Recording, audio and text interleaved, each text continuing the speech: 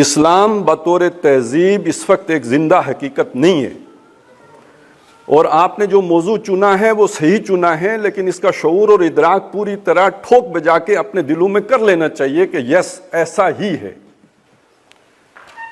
وہ جیسے مسلمان آج دنیا میں کوئی حیثیت نہیں رکھتے، ایسے ہی آج دنیا میں اسلامی تہذیب کہیں موجود نہیں ہے۔ جس دنیا میں ہم رہتے ہیں اس دنیا کا تصور ہے کہ یہ گاؤں کی مانند ہو گئی ہے، اور اس گاؤں میں جس چودھری کی بات چلتی ہے وہ مغربی تہذیب ہے، وہ ہماری اسلامی تہذیب نہیں ہے۔ اور اسلامی تہذیب اور مغربی تہذیب میں جو بنیادی فرق ہے وہ روح و بدن کا فرق ہے۔ اسلامی تہذیب ایمان پر کھڑی ہوتی ہے اور مغربی تہذیب مادہ پرستی پر کھڑی ہے۔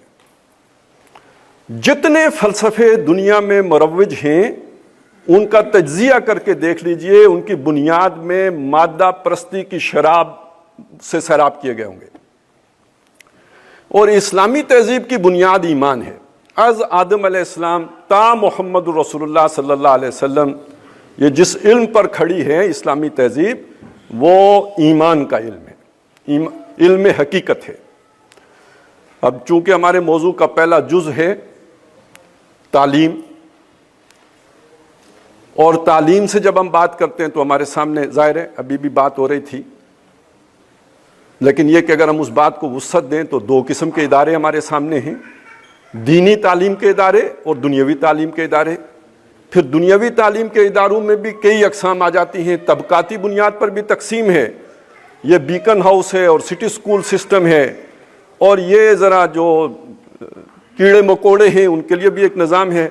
پھر ان کی آتما کو بھی پرسکون رکھنے کے لیے انگلش میڈیم ہے اور یہ کہ اردو میڈیم ہے۔ دیہات اور شہر کا بھی فرق ہے، تو ہمارا تو وہ نظام تعلیم بھی پتہ نہیں کتنے قسم کی جو ہے اقسام میں تقسیم ہے، اور وہ بھی بوسیدہ ترین ہے، وہ ایک علیحدہ کہانی ہے۔ لیکن جو بڑی تقسیم ہے وہ یہ ہے کہ دنیا کی تعلیم اور دین کی تعلیم۔ آپ اہل علم ہیں، جب اہل علم کی بات کرتے ہیں تو اسے دو حصوں میں تو تقسیم نہیں کرتے، علم تو ایک وحدت ہے، ہاں اس کے آگے دو بازو ہیں کہہ لیجئے، اس کی دو شاخیں ہیں کہہ لیجئے، العلم و علمان، علم ابدان و علم الادیان۔ علم کے دو شاخیں ہیں، اس کے دو حصے ہیں، دو اس کے دریا ہیں، ایک علم الابدان ہے، ایک علم الادیان ہے، ایک دین کا علم ہے، ایک باڈیز کا علم ہے۔ اور یہ بات بھی صحیح ہے کہ دنیا کا اختیار جو اللہ نے انسان کو دیا ہے وہ دنیا کی علم کی بنیاد پر دیا ہے۔ وَعَلَّمَ آدَمَ الْأَسْمَاءَ كُلَّهَا، فرشتوں نے کہا تھا ہم آپ پر ایمان بھی رکھتے ہیں، تقدیس بھی کرتے ہیں، آپ کی تحمید بھی کرتے ہیں، تو یہ خلافت ہمیں گویا مل جانی چاہیے۔ تو اللہ نے فرمایا کہ یہ ذرا چیزوں کے نام مجھے بتاؤ۔ جب انہوں نے ہاتھ اٹھا لیے تو آدم سے پوچھا آپ بتاؤ، انہوں نے بتا دیے خواص، یہ سارا فزیالوجی کیا ہے، فزکس کیا ہے، یہ جس کو آئے گا خلافت اس کو ملے گی، اس میں کوئی شک نہیں ہے۔ لیکن یہ کہ اس کے اندر امامت کا رنگ تب پیدا ہوگا جب اسے وَإِمَّا يَأْتِيَنَّكُم مِّنِّي هُدًى فَمَن تَبِعَ هُدَايَ فَلَا خَوْفٌ عَلَيْهِمْ وَلَا هُمْ يَحْزَنُونَ۔ دکھوں سے، تکالیف سے، بدامنی سے، فساد سے، عالمگیر جنگ سے، جنگ عظیم نمبر 1 سے، تیسری جنگ عظیم سے وہ تب بچے گا جب اس علم کی پیروی کرے گا جو ہم انسان پر اتاریں گے، وگرنہ محض علم الابدان جو ہے وہ لڑائی نہیں ختم کر سکتا، اختیار دے سکتا ہے، زمین کی طاقتیں ہاتھ میں آ جائیں گی، آپ 440 کیا 11,000 کیا 1,32,000 وولٹ کرنٹ قابو کر لیں گے۔